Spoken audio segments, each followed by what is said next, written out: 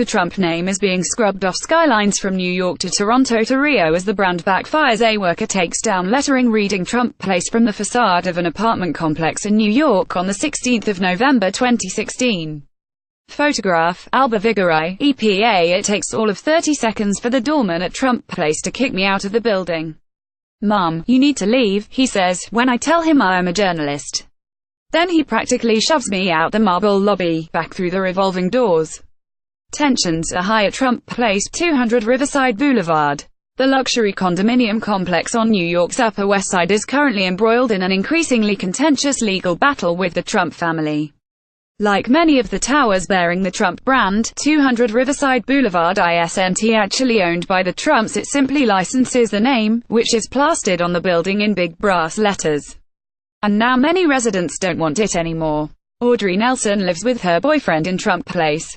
Speaking to me on the street outside, she explains that the condo board surveyed residents about the Trump branding following the 2016 election. Most people want to get rid of it, she says. But DJT Holdings, a company largely owned by Donald Trump, got wind of this and was threatening the building with legal action. "I don't think we're supposed to talk about it," says another resident, eyeing me suspiciously. Plastering the Trump brand, which can cost tens of millions of dollars to lease, on your luxury hotel or apartment complex once added a veneer of prestige and upped profitability. Trump used to boast it would increase a property's value by 25%. Licensing his name certainly seems to have increased his personal fortune. A financial summary Trump issued when he kicked off his presidential campaign in 2015 valued his real estate licensing deal, brand and branded developments at $3.3 billion, the most significant single source of what Trump then claimed to be an $8.7 billion total net worth. While these numbers are impossible to verify and have been the subject of much debate, it is unambiguous that the Trump brand has traditionally been a source of considerable value. That may no longer be the case. Hugo Vdata embed. Since the Donald embarked upon his political career, his surname appears to have become a liability.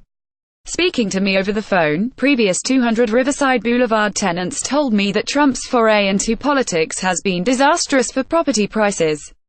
Harvey and Peggy Coepple put their apartment on the market just before the 2016 election. It sat there for months, Harvey Coepple says, until they were forced to accept 10% less than their asking price. It's not just the Coepples who have seen the value of their Trump-associated property fall.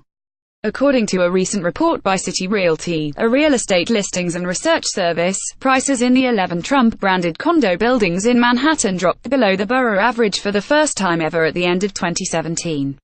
While the average price per square foot for all Manhattan condos fell by 1%, the price per square foot for condos in Trump buildings fell 7% in the 12 months to November 2017. Any building that chooses to end its association with the Trump brand is likely motivated by financial reasons, and, no doubt, greatly influenced by beliefs about how the brand affects the building's bottom line, says Gabe Warshaw, director of research for City Realty.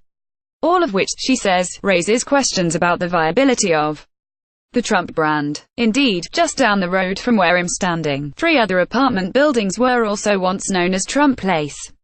Just 8 days after the 2016 election, the rental buildings rebranded as 140, 160 and 180 Riverside Boulevard, after hundreds of the building's residents petitioned the owner, Equity Residential, to dump the Trump name. The brand no longer signified premium, but prejudice, said residents. It had become an embarrassment. The Trump Organization declined multiple times to contribute to this story. More recently, a hybrid hotel and condo building in downtown Manhattan also disassociated itself from the president, rebranding from Trump Soho to the Dominick last December. The building's owners bought out the Trump Organization's management contract following unrelenting bad press and reports of low occupancy, some of which, to be fair, predated Trump's entering the White House. A worker carries letters spelling Trump Place after they were removed from the 160 Riverside Place residential building in New York. Photograph, Bloomberg via Getty Images. In 2006, construction of the building was halted when human remains from an old burial ground were discovered on the site, and a construction worker died after falling 42 floors from the building in 2008.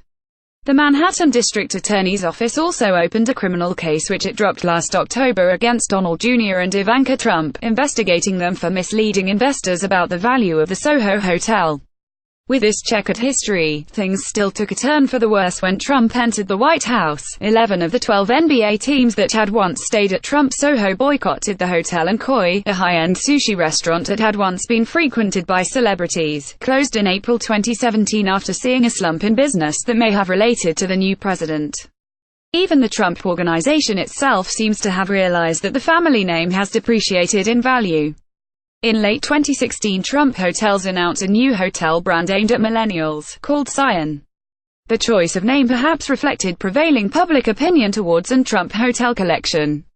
YouGov data compiled exclusively for Guardian Cities shows that high-income Americans have a dramatically lower impression of Trump-branded hotels than they do other hotel brands at the same price point. While Americans with a family income of more than $100,000 had positive impressions of the Ritz-Carlton, JW Marriott, Four Seasons, Westin and Omni hotel brands, sentiment of Trump hotels alone was overwhelmingly negative, reaching a high of -5.4 in November and a low of -17.1. YouGov first started tracking attitudes towards Trump brands in June 2017. By comparison, impressions of Ritz-Carlton were 44.6 in November. But not everyone is pessimistic about the long-term prospects of the Trump name. The fact that a few Trump-affiliated hotels are changing brands is insignificant when you consider the same could be said of 100 other hotel brands, says John W. O'Neill, a professor at the Center for Hospitality Real Estate Strategy at Pennsylvania State University. Hotel owners change brands for all sorts of reasons, so it isn't necessarily negative. For example, it is possible that some leases may have been up for renewal. YouGov embed what's more, some of Trump's properties are booming thanks to his presidency. Trump's D.C. hotel is making record profits and, according to the president's last financial disclosure about his business assets, released last June, income from his Mar-a-Lago resort in Palm Beach was around $37 million, up from $30 million in his May 2016 financial report. But these properties seem to be very much the exception, not the rule, particularly if one looks at the state of his brand outside the US. The Trump name is being scrubbed from skylines all over the world.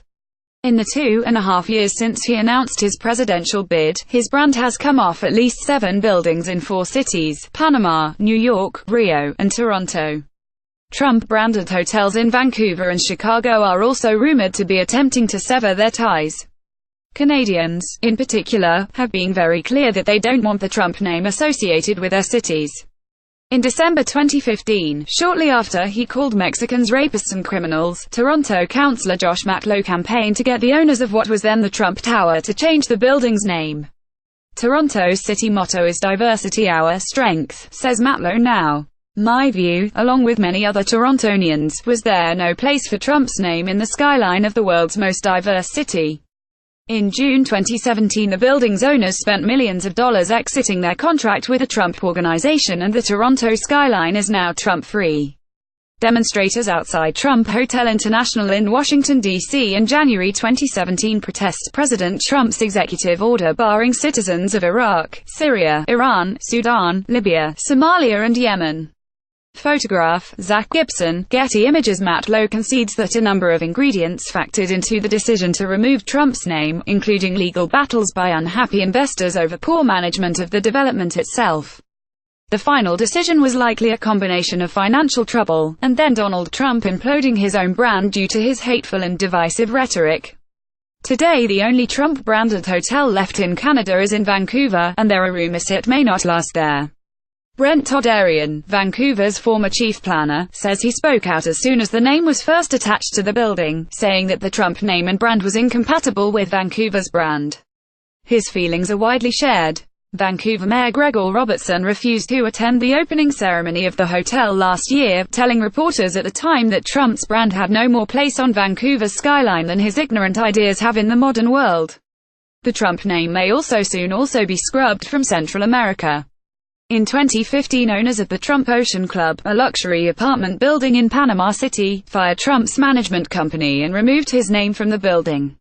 The Trump name remained on the adjoining hotel, with whom the Trump Organization had a separate agreement, but there have been multiple reports that the owners are now looking to follow suit. The Trump name is hurting business. Data shared with Guardian Cities shows that occupancy rates for Trump Panama in the beginning of January was around 25%, well below the 43.7% average occupancy for luxury hotels in Panama in January 2017 recorded by Street, a data and analytics specialist. Not even the U.S. Embassy staff stay at the hotel, says a source close to the matter who wished to remain anonymous, citing the Trump Organization's proclivity for litigation. We're at the heart of the Hispanic world and has alienated most everyone in Latin America and most of the rest of the world. The hotel unit owners are desperate. On Friday, the U.S. ambassador to Panama resigned, saying he could no longer serve under the Trump administration. With so many buildings publicly cutting ties with the president, or seeking to, are we witnessing the beginning of the end of Trump's real estate empire? One industry expert, who also wished to remain anonymous, says they doubt the Trump name has long-term viability on either residential buildings or hotels. My instinct says Trump is going to end up in a bad situation and developers are going to want to distance themselves.